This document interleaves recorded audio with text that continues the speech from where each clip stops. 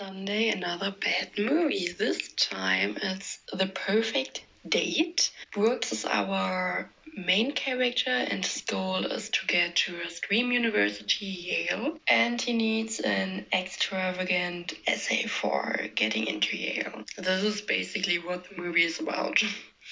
He's having a discussion with his dad about not wanting to go to a cheaper university. I think it's called UConn. And Brooke compares women with universities. He's like, UConn is the girl you don't want to date and smells funny. And Yale is the girl who has rich parents and smells good or something. And I'm like, yeah, this is an ick.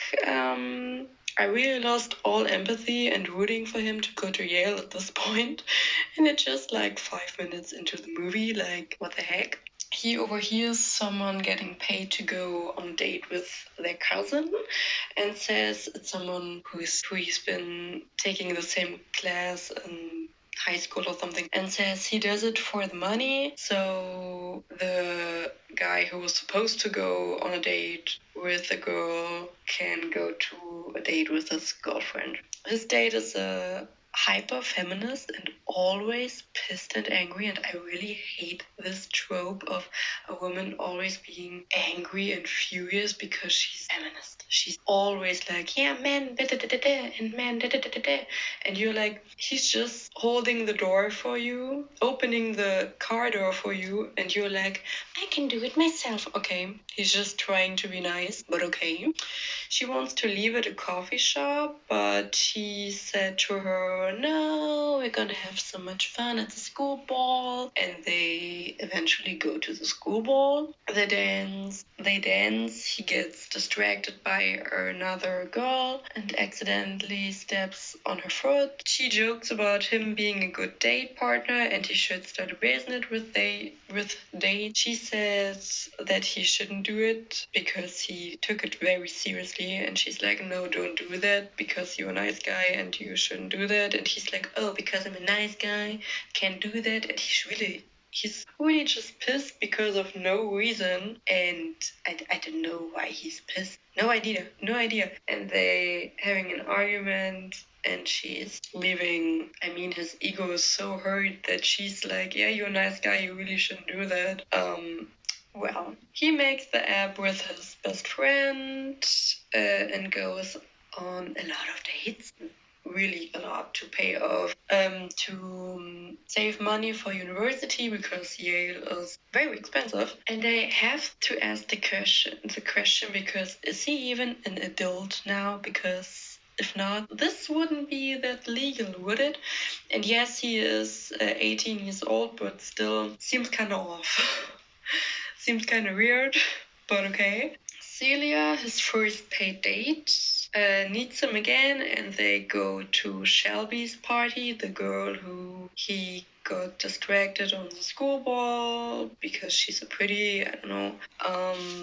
Yeah, Celia takes him to Yale, and Brooke is getting an appointment to meet the principal, I think. He's lying to the principal, which turns out into a fight between Celia and Brooke, but the fight doesn't last long, and they went to a restaurant with Brooke's bestie. I think his name is Merv. Yeah. Celia is going on a date with her crush. Turns out he's not her type. Kind of weird, I guess. They make him weird. Don't know. They are playing their breakup at a party. Oh yeah.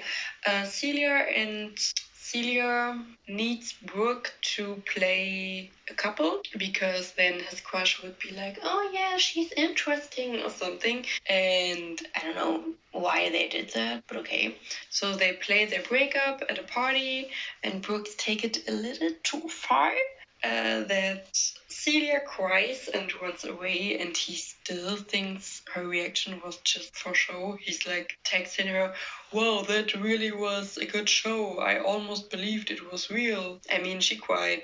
Brooke kisses Shelby. Brooke's bestie Merv is pissed because Brooke never has time for him, which is weird because 5 minutes earlier he's like, yeah, go on your date to get money. And then after the date, he was like, you never had time for me.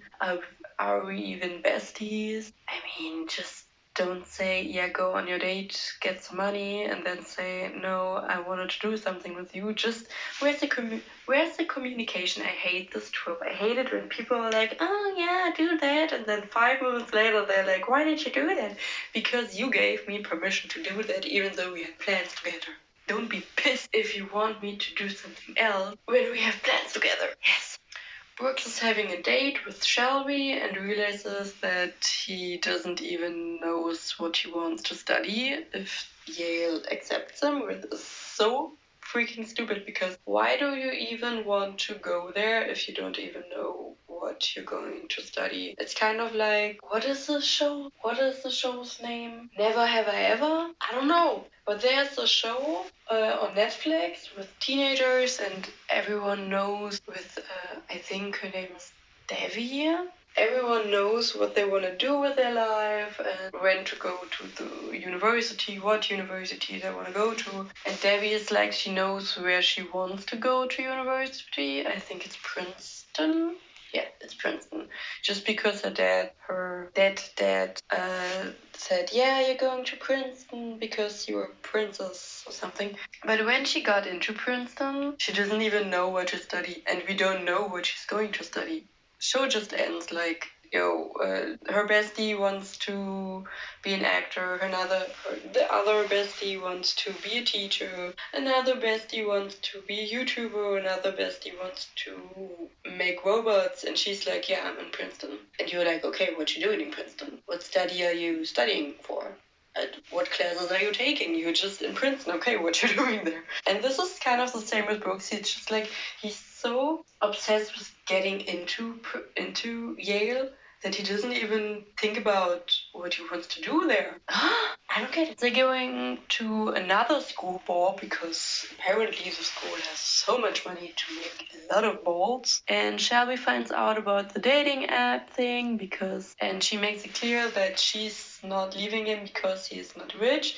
She's leaving him because he lies to her. He said, I'm rich. I don't know what he is, but he said he's rich. And she was like, no, you're a liar. And I get it. I mean, you lied to her first time you spoke to her, and she's pissed about it. I can definitely agree with her decision to not wanting to talk to him again. Yeah. Then Shelby leaves. He goes to Celia, who's also at the ball. I mean, it's her school ball. And Celia tells him she's not his backup, and he leaves the ball. Then his dad is giving him a motivational speech. Him and Murph are talking again. He meets up with Celia and gives her a letter about liking her. And they make it so weird. They are like, he's writing an essay to a university, and he's like, I want to study at Cecilia University because I like you, and she's, oh my gosh, he's so cute. And I'm like, this is kind of weird, but okay. Brooks and Celia kiss. Movie end. I mean, the movie isn't that bad. It's very, you know what's gonna happen, when it's gonna happen, and it's really boring. But like, the whole intention of the movie was getting into Harvard, and then you don't even want to go to Harvard because your dad is like, dad was always like, go to UConn, it's cheaper, and I was there, and Yale is overrated, and stuff like that. But at the end of the day, he was like, yeah, I wanted to go to Yale because, I don't know, it's a cool school, I guess, and it's very expensive, so I want to go there. But at the end of the day, he wasn't even discussing what he wanted to study there. I mean, I don't like that. And yeah, I don't like that Celia is a hyper feminist and that Brooke said, I mean, if Celia would have known that Brooke compared women to universities, he would be pissed and not talking to him. But she didn't know that, and I don't know, I don't like the movie. It's kind of boring.